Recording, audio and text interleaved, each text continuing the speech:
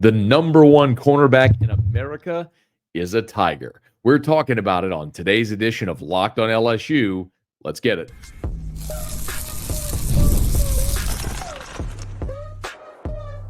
You are Locked on LSU, your daily podcast on the LSU Tigers.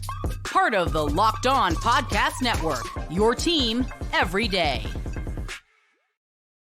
Okay, let's get it. It is Locked on LSU, your team every day. I'm your host, Matt Moscona. Thrilled to have you aboard with us here. Of course, we are free, available wherever you get podcasts. So thank you for making us your first listen every single day. And of course, we're available on YouTube as well. So if you're watching on YouTube, please subscribe there, smash the like button, hit the bell so you're notified whenever we go live. Today's episode brought to you by FanDuel. Make every moment more. As playoffs wind down, the sports stop sporting like we want them to. But this summer, FanDuel is hooking up all customers with a boost or a bonus daily. That's right. There's something for everyone every day, all summer long. Visit FanDuel.com to get started. DJ Pickett, 5-star, number one cornerback in America, made his college decision on Wednesday. He was down to LSU, Oregon, and Miami. DJ Pickett made the announcement on On3's live stream on their On3 YouTube channel. Here's how the decision sounded. With that being said, for the next 3 to 4 years, I'll be taking my talents to the University of Louisiana State University. Yeah, on target. Wow. LSU.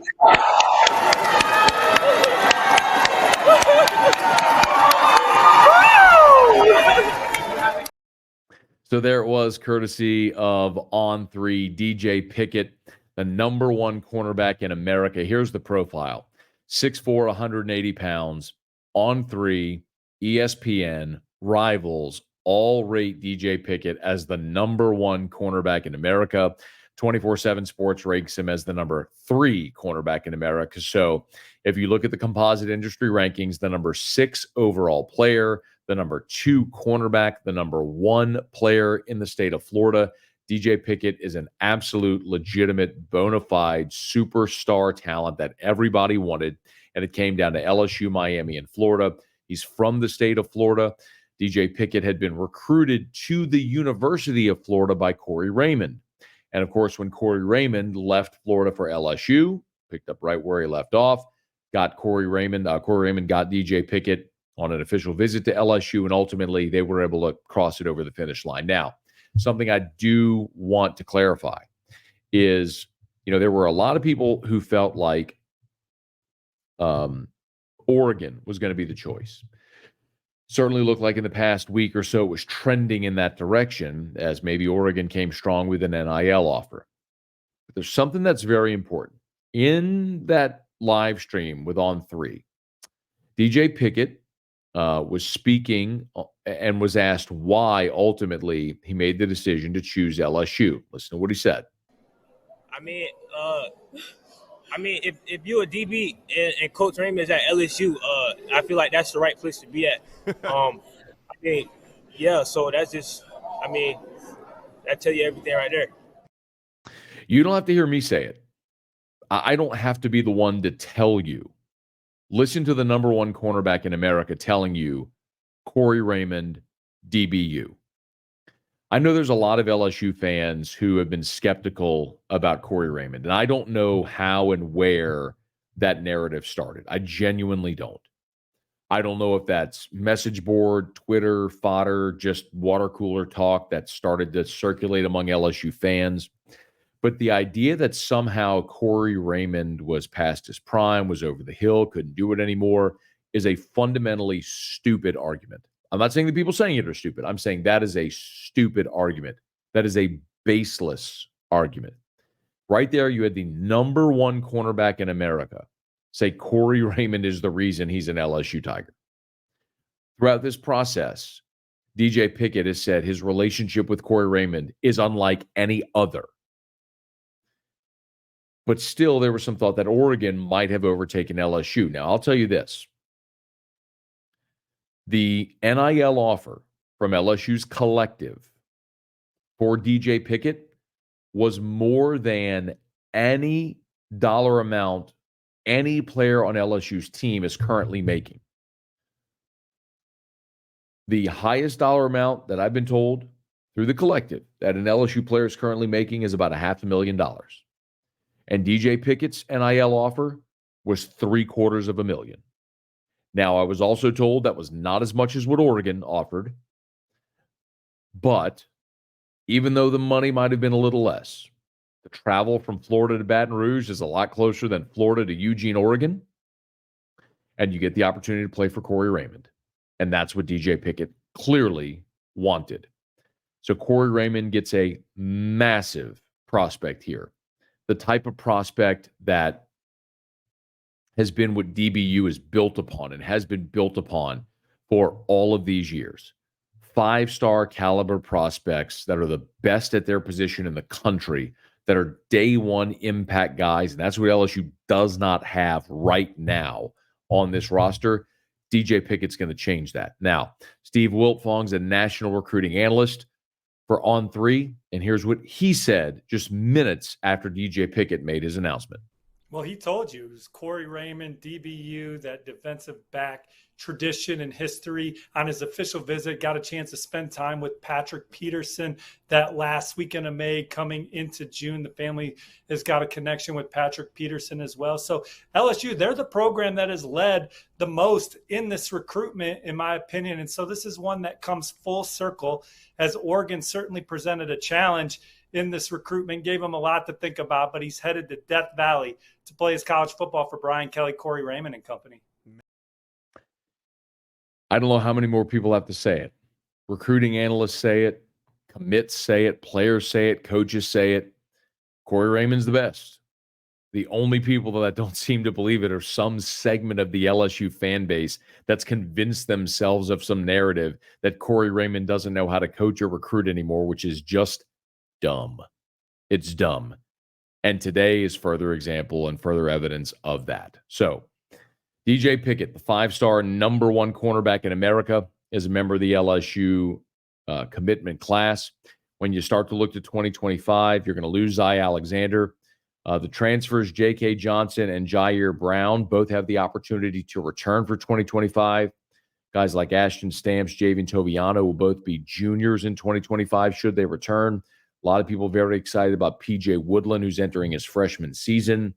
But for LSU, as everyone continues to ask the question, how does LSU improve its defense and improve its defense in a hurry and dramatically? Well, the best way to go about doing that, and in a hurry, clearly, is by increasing your talent and recruiting guys like DJ Pickett who can step on campus day one and be better than anybody you have. What a massive get for Corey Raymond, for Brian Kelly, for Blake Baker's defense, and for LSU in 2025 as that incredibly impressive class continues to build. LSU now with 17 commitments, 3 5-stars, 12 4-stars, 2 3-stars. Their blue chip ratio among their commitments continues to lead the country alongside Oregon. And actually LSU bypasses Oregon now with the commitment of DJ Pickett in that blue chip ratio of recruits. So LSU gets DJ Pickett. And oh, by the way, Jay Johnson and the baseball Tigers actually got themselves a pretty significant get on Wednesday as well. We're talking about that as we continue. Locked on LSU, your team every day.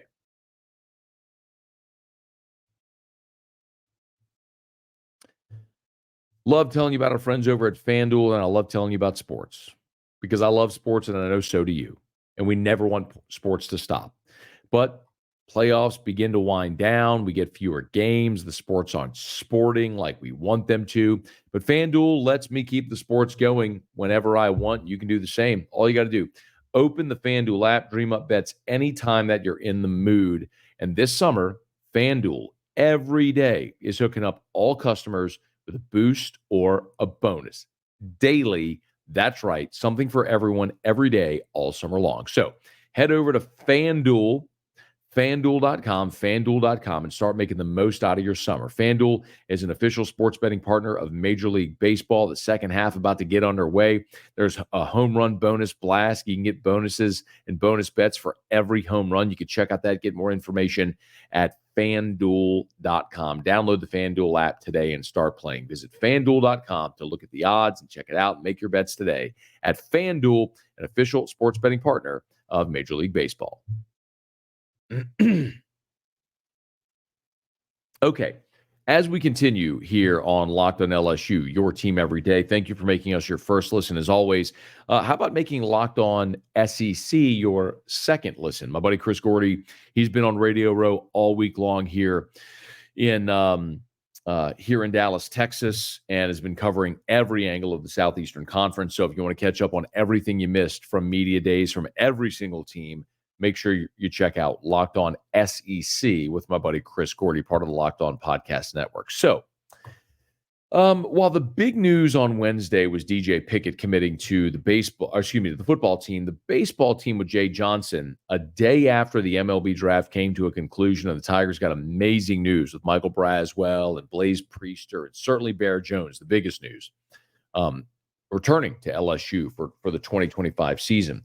One day later, the good news kept coming for Jay Johnson as Cooper Williams announced he's flipping his commitment from Texas A&M to LSU. So, little background on Cooper Williams. He's a left-handed pitcher. He's the number 2 left-handed pitcher in the state of Texas. He's the number 73 overall prospect in the country and the number 12 left-handed pitcher in the country. 6'4", whip-like action. You know all that when it comes to Cooper Williams and another left-handed pitcher. So if you've been following the podcast for any length of time, and thank you for doing that for those that have, one of the things we've said pretty consistently here is coming out of the draft in particular, and when we're looking at the portal, there's really 2 positions that LSU could still use bodies. One is another left-handed pitcher, and 2 would be catching depth. They're still looking after their catching depth, but left-handed pitching, it would appear as though they were able to solve that here with the addition of Cooper Williams. Just walk through this with me if you would. LSU had 9 left-handed pitchers on the roster for 2024, and almost all of them are gone. Justin Lohr went into the draft. Nick Bronzini, transfer portal. Jump, draft. Ackenhausen, out of eligibility, went into the draft. Griffin Herring, drafted. Javen Coleman entered the transfer portal. Cam Johnson entered the transfer portal. That means the only left-handed pitchers that you have returning are Cade Anderson and DJ Primo. 2. Now, Anderson could figure to be a piece of your weekend rotation in 2025. And Primo, we hope, who redshirted his first year in 2023, was pitched for the Tigers in 2024 in a limited role. Maybe has a bigger role in 2025, but that's it. Anderson and Primo are all you have returning. Now, you do have a couple of left-handed pitchers coming in via this high school signing class, but all of the transfer portal additions at pitcher you added, the 8 pitchers you added, were all right-handers. So for Jay Johnson, look, you had a glut of left-handed pitchers in 2024. Too many to use. Well, now with attrition and graduation and transfer portal, you don't have nearly enough. You had to add another lefty, and they did so there with Cooper Williams. LSU was able to take advantage of Jim Schlossnagle leaving A&M for Texas. They swoop in, and they get Cooper Williams to flip his commitment from Texas to LSU. So now you'll have Cade Anderson, you'll have DJ Primo, you'll have Cooper Williams, a freshman lefty. Again, I'm not sitting here trying to suggest that LSU should be super high on the contributions from a lefty, a freshman left-handed pitcher, but you never know how that all may transpire. And there's obviously the high school signees as well that are coming to campus for the class of 2025. So you're going to have a couple of lefties there as well. Now you lost a couple from the 2024 class. Caminiti was a guy that was taken in round 1. Boston Bateman, also a guy gone who isn't going to show up on campus. You got William Schmidt, but that's a right-handed pitcher. So when you look at the lefties you got, I mentioned Cooper Williams, and you're going to look at maybe some of the JUCO guys as well that you were able to add. So we'll see how it all transpires for Jay Johnson, but he desperately needed a left-handed pitcher. You got it there. And the only thing they're really lacking now is catching depth. Remember, you dodged a bullet in the draft with Blaze Priester, kid from Live Oak, super talent, spent the last 2 years in junior college. The thought was, and I don't want you to roll your eyes at that, Blaze Priester is a super talent. And the thought always was coming out of Live Oak that he was going to go pro right away. Didn't get his number, decided to go to the junior college ranks, spent 2 years in JUCO, was the number one JUCO catcher in America, was just on the collegiate national team batting cleanup as they were playing in Holland. So he's playing the Texas Collegiate Summer League for the Baton Rouge Rougarou. He is a legitimate bat. Power, average, an elite defensive catcher. He's a complete and well-rounded catcher. You've also got Cade Arambidi coming in, but you need a third. I mean, you're a turned away from having one catcher. So you got to add somebody else. And that would be the one other spot I would tell you to keep an eye on for LSU to add here in the rest of this cycle here before they get into fall for 2025. Expect one more add at least as a catcher, but Cooper Williams checks that box. We've been talking about it for weeks here. They needed to add a left-handed pitcher. They needed to add a catcher. You got the lefty now with Cooper Williams.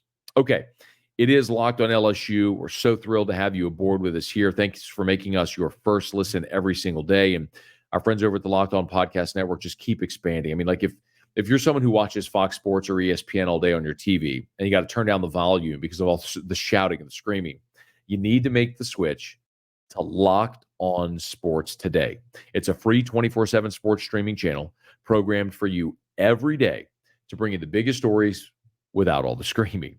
Locked On Sports today brings you can't miss analysis, opinions, and news, streaming 24/7 on YouTube or the free Amazon Fire TV channels app, part of the Locked On Podcast Network, your team every day.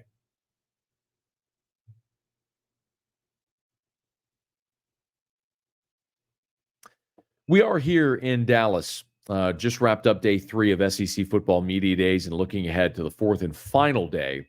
But there were 4 teams that took their turn on Radio Row and throughout. The day got started with the Alabama Crimson Tide. Jeff Lebby made his first round at media days with Mississippi State. We saw the Florida Gators and Billy Napier take their turn, and the day wrapped up with the Texas Longhorns. I would like to share just a couple of thoughts being there at Radio Row and getting an opportunity to get some thumbnail and some perspective on all 4 of these programs. Alabama, I'll just continue to say, and especially with the conversation I had today with Jim Nagy, the executive director of the Senior Bowl, I'm more convinced than ever that Alabama is going to lose at least 3 games in 2024. You don't take my word for it. I'm talking to Jim Nagy, who's a scout and the executive director of the Senior Bowl, who pointed out that Alabama lost both starting cornerbacks to the NFL. They lost an elite edge rusher in Dallas Turner to the NFL. Their interior defensive line doesn't look like it has over the years. The way Jim Nagy put it to me was there is no Quinnen Williams on this Alabama defensive line. So your defense isn't talent-wise what it's been, and you don't have Nick Saban, who's the defensive mastermind who's built that defense for 17 years. And on the offensive side, I asked Jim Nagy about Jalen Milroe. And he said, even if I'm paraphrasing, he said, even if Jalen Milroe was improved, that he doesn't know if the talent around Jalen Milroe is improved enough to show it. And I think that's so important. The top 3 pass catchers for Alabama a year ago are all gone. Jermaine Burton's off to the NFL. Isaiah Bond is now a member of the Texas Longhorns. And Amari Niblack, the 3rd leading receiver or pass catcher for Alabama a year ago, also now in Texas. So you don't have great pass catchers. You have a quarterback that against the better defenses he played a year ago, Georgia, Michigan, Texas A&M, really struggled. You lose the greatest coach ever. I'm convinced now more than ever that Alabama is going to regress in 2024. Mississippi State and Florida were a strange juxtaposition. Here you have Jeff Lebby entering his first season in the SEC, and Billy Napier could be taking on his final season as the head coach of the Florida Gators, depending on how this may all play out. So for Jeff Lebby, it was interesting because I had a chance to talk to Blake Shapen, their starting quarterback. Remember, Blake Shapen is from Evangel up in Shreveport and was a two-way guy, a two-sport guy, football and baseball. Originally committed to Arizona State and then flipped, committed to Dave Aranda at Baylor, redshirted in 2020. And in that 2021 season when Baylor won the Big 12 championship, Blake Shapen, due to injury, was thrust into the starting lineup and became the starting quarterback for that Big 12 championship game and actually was the MVP of that championship game. And over the subsequent two seasons, he sort of regressed a bit. Well, Jeff Lebby, great offensive mind, Ole Miss, Oklahoma most recently, now the head coach at Mississippi State. Can Jeff Lebby maximize Blake Shapen? Fascinating that Will Rogers would leave, considering what was available in that offense with Jeff Lebby. And then there's Florida. Florida is a team that Graham Mertz impressed a lot of people. Their best running back in Trevor Etienne is now at Georgia. Montrell Johnson, former ULL running back, is back with the Gators, was with Billy Napier in Lafayette, now with him as well in Gainesville. And Florida's defense might be the most talented they've been since Billy Napier has been there. The problem for Florida is that schedule. They open with Miami, then they play Samford, Texas A&M at Mississippi State, Central Florida. Even if you make it through those first four games at 4-1, 3-2, when you look at what's next is what really gives you pause for Florida. At Tennessee, home against Kentucky, and then listen to November. Georgia, at Texas, LSU, Ole Miss, at Florida State. Even if Florida gets to November with their head above the water, they're likely going to lose 5 games to finish the regular season. And I don't know how Billy Napier survives that if that's the way it plays out. And then there was the Texas Longhorns. And Texas was fascinating because when you come to SEC football media days, and if you're an SEC football fan, you'll understand this, but so much of the benefit of the doubt, so much of the conversation always just sort of defers and defaults to Alabama and Georgia, and rightfully so. Bama's been the best program in college football over the last 2 decades, and Georgia is the team that's threatened to take that throne from Alabama. And so we're going to talk more about the teams that have been really good. What was fascinating on Wednesday is how much people talked about Texas. Maybe rightfully so. Texas is a team that a year ago was in the college football playoff, and everyone is expecting them to be there this year. And I don't know if you've noticed, but Texas has a roadmap to the playoff paved in gold. It's almost as if the SEC schedule makers went to Texas, handed them a blank slate and said, here, you pick your schedule for the first year in the SEC. Their conference games, Mississippi State, Oklahoma at a neutral site, Georgia at home, at Vandy, Florida, at Arkansas, Kentucky, at Texas A&M. The only true road conference games for Texas are at Vandy, at Arkansas, at Texas A&M. Y'all, if Texas isn't in the playoff, it is a massive, massive upset somewhere along the way. Now, the attention thing was interesting, and maybe the best comp I can give you is what used to happen in Hoover. So all the years we had SEC football media days in Hoover, what would happen is, because of proximity, there would be this glut of Alabama media in Hoover. It was drivable for everybody. So you'd have every podcaster, every blogger, every fan site, every TV station, everybody from Alabama would go to Hoover because it was drivable and it was easy. Well, now that it's moved to Atlanta, Nashville, and now Dallas, that's much more difficult. And so you've seen a little bit more of a leveling out of the media conglomerate that's gathering. But here in Dallas this week, you've seen an overwhelming amount of Texas media because of proximity. I'll give you an example. There's a radio station in Dallas called The Ticket. And I was talking to the folks over at The Ticket, and they said to me that they're obviously getting ready to go to Oxnard for the Dallas Cowboys training camp out in California. But because they were a week away, their management agreed to send them here to Radio Row to do a week's worth of shows around SEC Media Days. No strings attached, no great expectations, just a bridge to get the Cowboys training camp. But the only reason they are here is because they're in this city. If Media Days this year were held in Nashville, that radio station wouldn't be here. That much is abundantly clear and certain. So if and or when, we know next year Media Day is going back to Atlanta, if and as this continues to rotate, it'll be fascinating to see how that may shift the media presence and the attention around the teams here, namely Texas and Oklahoma, who are embarking on their maiden voyages in the Southeastern Conference. We'll certainly keep you posted. Day 4 of SEC football media days. We'll start with the Arkansas Razorbacks. We'll also get a chance to look at Texas A&M. The Kentucky Wildcats will be here as well. And they'll wrap up the day at SEC football media days. Auburn, I should mention, also will be here on Thursday. So Arkansas, Auburn, Texas A&M, and Kentucky wrap up SEC football media days. And on Friday, we will have the full predicted all SEC teams by the media and the order of finish. So we'll talk plenty about that here on Locked On LSU. Hey, if you're new, please subscribe up on your favorite podcast app.